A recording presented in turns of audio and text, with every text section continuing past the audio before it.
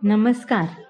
आज आपण भगवद्गीतेचा पहिला अध्याय सुरू करत आहोत आणि त्यातील पहिला श्लोक जो संपूर्ण गीतेची पार्श्वभूमी तयार करतो तो अर्थ आणि भावार्थासह समजून घेणार आहोत.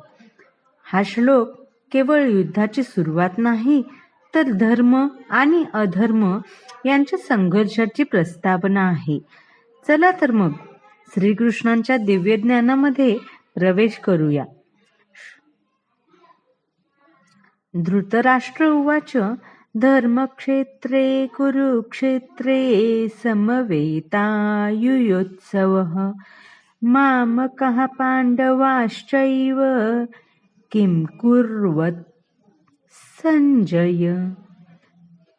याचा मराठी अर्थ आहे, धृतराष्ट्र म्हणाला, हे संजय, धर्मभूमी असलेल्या कुरुक्षेत्रात युद्ध करण्याच्या इच्छेने जमलेले माझे पुत्र आणि पांडव काय करत होते.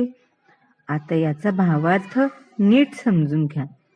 हा श्लोक भगवद्गीतेचा पहिला श्वास आहे.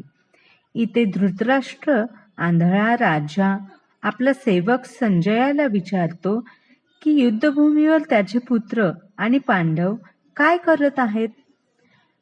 पण लक्षात घ्या, तो म्हणतो मामकहा म्हणजे माझे पुत्र आणि वेगळे म्हणतो पांडवहा. यातून त्याची आसक्ती, पक्षपात आणि मोह दिसून येतो. तो धर्माच्या भूमीवरही आपल्या मुलांच्या विजयाची अपेक्षा करतो. कुरुक्षेत्राला धर्मक्षेत्र म्हटले आहे कारण हे युद्ध केवळ शस्त्रांचे नाही तर धर्म आणि अधर्म यांच्यातील संघर्ष आहे. जिथे धर्म असतो तिथे विजय नेहमी सत्याचाच होतो. हीच गीतेची पहिली घोषणा आहे. धृतराष्ट्र आंधळा असूनही तो केवळ डोळ्यांनी नाही तर विवेकानेही आंधळा आहे. त्याला सत्य दिसत नाही. मुलांच्या मोहामुळे त्याचे अंतःकरण झाकले गेले आहे. तो संजयाला विचारतो, ते काय करत आहेत. याचा अर्थ युद्ध सुरू होण्यापूर्वीच त्याच्या मनात भीती, चिंता आणि अस्वस्थता आहे. कारण अधर्माच्या बाजूला उभा असलेला माणूस आतून कधीच संपत नसतो. आता या श्लोकातून आपल्याला काय मिळते.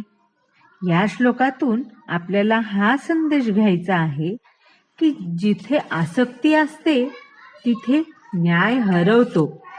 जिथे धर्म असतो तिथे शांती असते आणि जो माणूस सत्यापासून दूर जातो तो बाहेरून मजबूत दिसला तरी आतून अस्वस्थच असतो. तुम्हाला भगवद्गीतेचे हे ज्ञान उपयुक्त वाटत असेल तर व्हिडिओला लाईक करा, चॅनल सबस्क्राईब करा आणि हे दिव्य विचार इतरांपर्यंत पोहोचण्यासाठी शेअर करा. श्री कृष्णार्पणमस्तु.